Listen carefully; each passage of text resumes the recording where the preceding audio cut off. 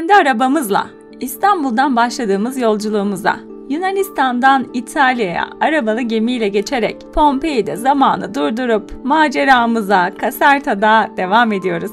Önceki videolarımızı izleyerek bu büyüleyici yolculuğun hiçbir anını kaçırmamalısınız. Bugün sizlerle birlikte ihtişamlı Caserta Sarayı'nın tarihi atmosferinde kaybolacak İtalyan marketlerinde lezzet dolu keşifler yapacağız. Ayrıca konakladığımız fiyat performans otellerinin detaylarını da sizlerle paylaşacağız. Bu unutulmaz deneyimi kaçırmamak için kanalımıza abone olmayı unutmayın. Desteğiniz bizi çok mutlu eder.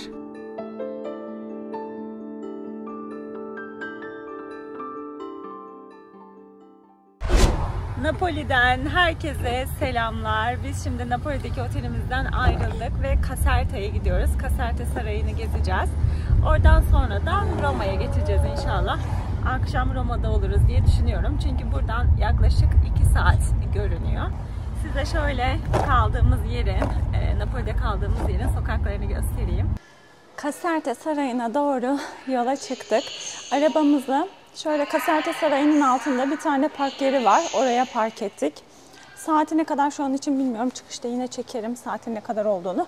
Yalnız burada dikkat etmeniz gereken bir şey var. Girişte böyle elinde broşürle bekleyen insanlar oluyor. Sanki görevli gibi yaklaşıyorlar ve size işte bir şeyler, broşür falan vermek istiyorlar. Ya da görevliymiş gibi işte park yeri göstermeye çalışıyorlar vesaire. Ve sizden fazlaca para alıyorlar ki gerçekten fazla. Yani 20 euro, 15 euro gibi falan. Şurada arkamda. Bakın görüyor musunuz? Geçiyor oradan. Evet, elinde broşür olan. Avını arıyor şu an. Biraz önce biz girerken bir turist çifti ağına düşürmüştü. 20 euro, 15 euro artık ne koparırsam. O yüzden buralara gelirseniz ve park ederseniz dikkatli olun. Ve bu saraya gelirseniz de, yani Caserta Sarayı'na gelirseniz de tam altında otopark var. Buraya park edebilirsiniz. Buradan da yukarıya çıkış varmış. Bakalım şimdi çıkışı bulacağız. İşte karşınızda Caserta Sarayı. Şöyle etrafı gezdireyim. Önce panoramik olarak. Caserta Sarayı İtalya'nın en büyük ve gösterişli saraylarından birisi. Bahçesi de çok büyük. Hatta yerel halk buraya bahçesi içinde geliyormuş. Bahçede vakit geçiriyorlarmış. Şimdi hem sarayı hem bahçeyi hep birlikte göreceğiz inşallah. Evet, benimle birlikte sarayı gezmeye hazır mısınız? Merhaba. Talha İtalya'da, Talha Caserta Sarayı'nda. Sarayın içine girmek için 2 farklı bilet türü var. Hatta daha fazla da olabilir. Yani öğrenciler için farklı bilet türü var. Normal tam girecek olanlar için farklı bilet türleri var. Hem saraya hem bahçeye girmek istiyorsanız 18 euro. Sadece bahçeye girmek istiyorsanız da 7 euroydu sanırım. Tam hatırlamıyorum. Öğrenciyseniz 2 euro vesaire yazıyordu. Onlara zaten eğer gelmeyi düşünürseniz bakarsınız. Ama şöyle bir şey var. Sarayın içine girmek istiyorsanız sırt çantasıyla giremiyorsunuz. Yani sırt çantasının belli bir ölçüsü var. Benim Talha için aldığım sırt çantası çok büyük değildi ama yine de onunla alınmadı. Ama şöyle tam giriş kapısının yanında, bakın şurada ücretsiz olarak çantanızı bırakabileceğiniz bir yer var. Bakın tam giriş kapısı şurası. Giriş kapısının yanında ücretsiz olarak çantanızı bırakabiliyorsunuz. Çantamı bıraktım. Şimdi sarayın içine girmek için ilerliyorum. Çok görkemli bir yapı, onu söyleyebilirim. Çok. Şuraya bakar mısınız? Bakalım sarayın içi nasıl? Bahçe çok büyük. Bahçede yani yürümemiz mümkün değil. Golf arabaları var. Golf arabaları kiralanıyor. Farklı bahçelere gidiyormuş o da. İşte bir tanesi 10 euro golf arabalarının, bir tanesi 15 euro. 15 euro olan her yere götürüyor sanırım ama kişi başı 15 euro. Yani biz 2 kişiyiz. 30 euroya kiralamamız lazım. Bilmiyorum, belki bahçeyi gezmek istersek kiralayabiliriz. Çünkü bu bahçeye yürümemiz mümkün değil. Ya da otobüsler var. 2,5 euro olarak gördüm. Belki de otobüse bineriz. Duruma göre bakacağız. Hadi hep birlikte sarayın içini gezelim. Şimdi sarayın girişindeyiz. Sarayın girişi çok görkemli görünüyor. Hep beraber ilerleyelim. Sarayın içinin güzelliğine bakar mısınız? Hayran olmamak elde değil, gerçekten muhteşem. Şimdi hep birlikte merdivenlere doğru ilerleyelim.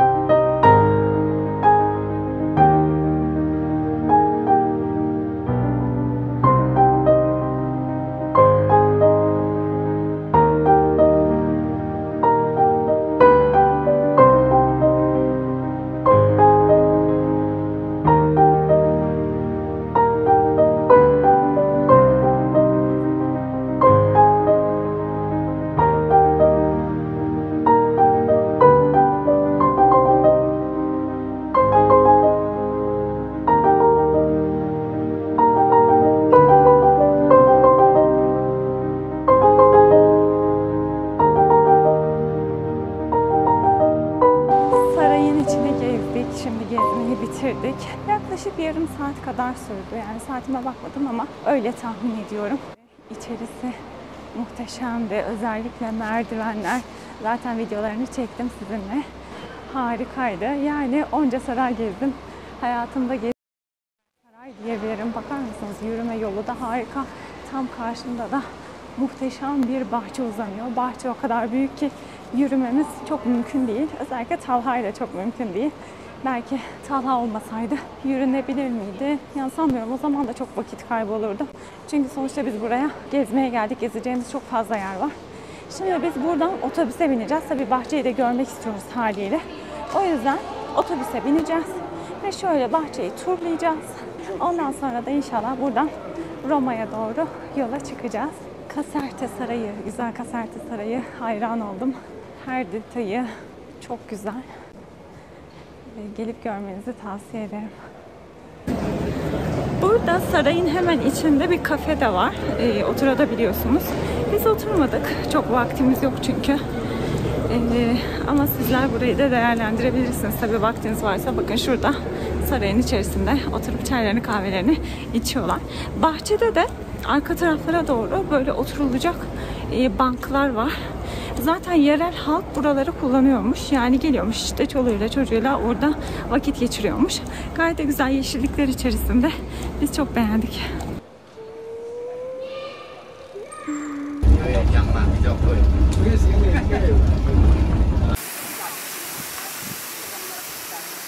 Otobüsle bahçenin en üst kısmına doğru çıktık. Uçsuz bucaksız bir bahçesi var burası. Bakın şelale var. Bahçenin en sonunda. Şöyle sarayı da arkamda size göstereyim. Saray ta ilerideki şuradaki küçücük nokta. Kocaman bir bahçe. Muhteşem güzellikte.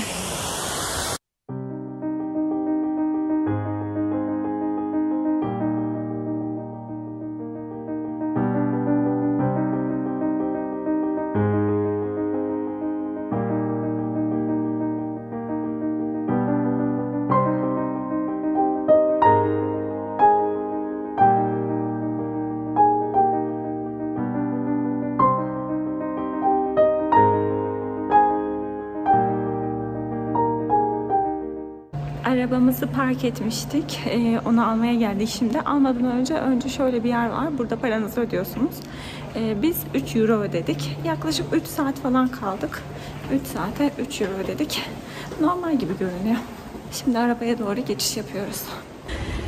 Dün bir market gezmiştik ama çok kalabalıktı. Çok gösterememiştim. Şimdi bir markete daha geldik bugün. Hem de Carrefour. Bakalım Carrefour'da, İtalyan Carrefour'unda neler var? Haydi hep beraber içeriye girelim ve alışveriş yapalım. Evet, markete girdik ve alışverişe başlıyoruz. Talhacık orada babasının kucağında. Şöyle peynirler var. Şöyle dilimli bir peynir aldım. 1 euro. Bir de şunu alacağım. 2 euroya. Talha peynir seviyor. Onu otelde yedirmek için. Şöyle başka peynir çeşitleri de var. Tabii hepsi değişiyor. Bakın kilosu işte 10.90 euro. 10.90, 14.90. Genelde değişiyor. 18.90. Pahalı bir peynir var. 22.90. Pastane reyonu var. Evet, bunu alacağım. Ne kadar? 2.60 euro tiramisu. Cam bardakta. Güzel görünüyor. Bakalım tadına. Bunlar bakın bizde de satılır. Ne kadar? 2.49 euro. Sanıyorum ki tavuk 4.39, 4.33. Kilosu ne kadarmış? 12.90. Kilosu 12.90'mış. Karnalar var. 0.89. Bunlar da 0.89 ama böyle daha büyük olanlar var. Bunlar da ne kadarmış? 2.59, 2.19. Şuna bakar mısınız? Böyle deniz kabuğu gibi.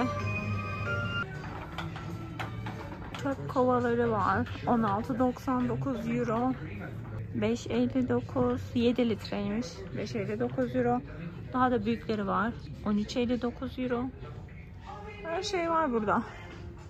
Amerikan servisler var. Tanesi 1.90 euro. Tatlı tatlı şekillerde olanlar da var. Domates püresi 1.85 euro. Salatalık turşusu 2.65 euro. 1 litre ayçiçek yağı 2.45 euro.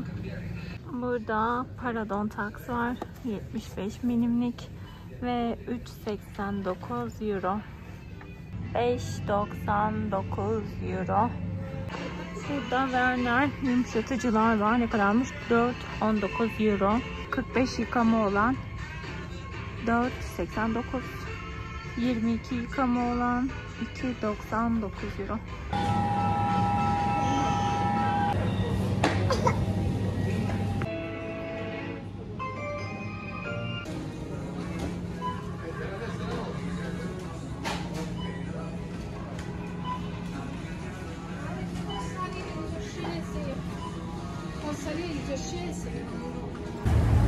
Şimdi marketten çıktık. Birkaç şeyi size göstermeye çalıştım. Tabii marketin içerisinde o kadar kolay olmuyor. Yani insanlar da olduğu için rahatsız da olabiliyorlar. Hani kameraya çıkmak istemeyebilirler sonuçta. O yüzden çekebildiğim kadarını çekiyorum.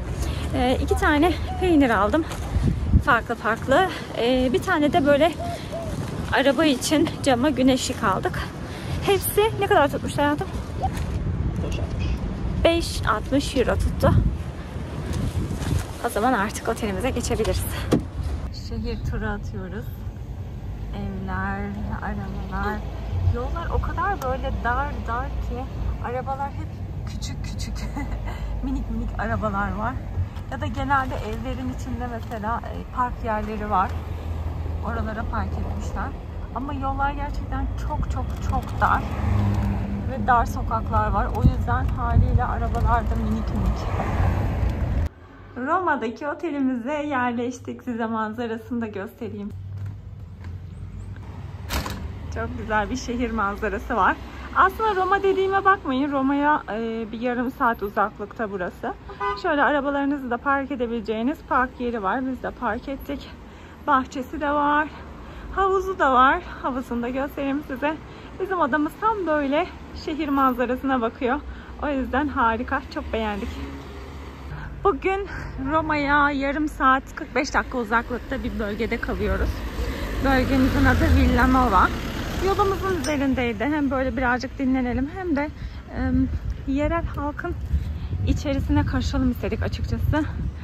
Hani böyle sadece turistik yerlerde gezmek istemedik. O yüzden böyle bir bölgeye geldik ve şimdi yürüyorum. Biraz önce bir pizza yedik. Pizza güzeldi. 6 euroydu. Margarita pizza yedik. 6 euroydu. İçecek de 2 euroydu. Normal de fiyatı. Hani böyle çok uygun diyemeyeceğim. Ama iyi. Bütçeye uygundu. Bakın şurada kilise var. Biraz önce çanları çalıyordu. Burası okul. Tabii burada hiç turist olmadığı için biraz dikkat çekiyoruz. Yoldan geçenler bir tık dikkatli bakıyor. Halkın içerisine karışmak çok güzel. Burada kaldığımız oteli de göstereceğim. Burada kaldığımız otel 4 yıldızlı bir otel. Kaldığımız otel tabii Roma'ya yaklaştıkça fiyatlar artıyor arkadaşlar. Bu akşamki otelimiz 83 euro. Ve kahvaltısı dahil. Bakalım kahvaltısı nasıl? Sabah göreceğiz kahvaltısını. Burada dikkatimi çeken bir şey var. Yani hep böyle yerelin içerisinde dolaştığımız için, yerel insanların günlük yaşamlarına tanık olduğumuz için genel olarak bizim gibi çok İngilizce bilmiyorlar açıkçası. Hani bizde böyle çat pat zaten ama onlarda o kadar da yok gibi. Normal günlük yaşamın içerisinde çok kullanmıyorlar bence. Yani çok bilen yok yani. Ama çeviriyle hallediyoruz çok şükür. Anlaşıyoruz bir şekilde. Bir de dikkatimi çeken şey şu. Mesela sokaklarda çok fazla insan olmuyor ama bir markete gidiyoruz. Market dolu. Her yerden insan fırlıyor falan böyle. Gerçekten herkes marketteymiş gibi bir his uyandırıyor.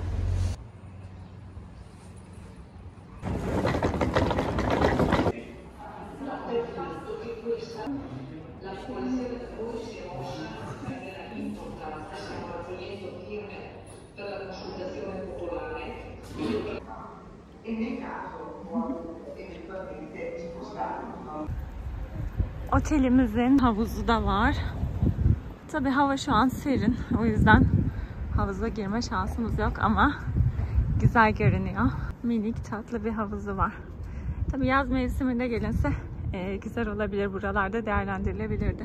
Bizimle birlikte Caserta'nın büyüleyici atmosferini keşfettiğiniz için teşekkür ederiz. Bir sonraki durağımız ise tarihin ve sanatın kalbi Roma olacak. Roma'da bizi neler bekliyor? Hangi tarihi yerleri gezeceğiz ve hangi lezzetleri keşfedeceğiz? Merak ediyorsanız sonraki videomuzu kaçırmayın. Bizi takip etmeyi ve kanalımıza abone olmayı unutmayın. Roma'da görüşmek üzere.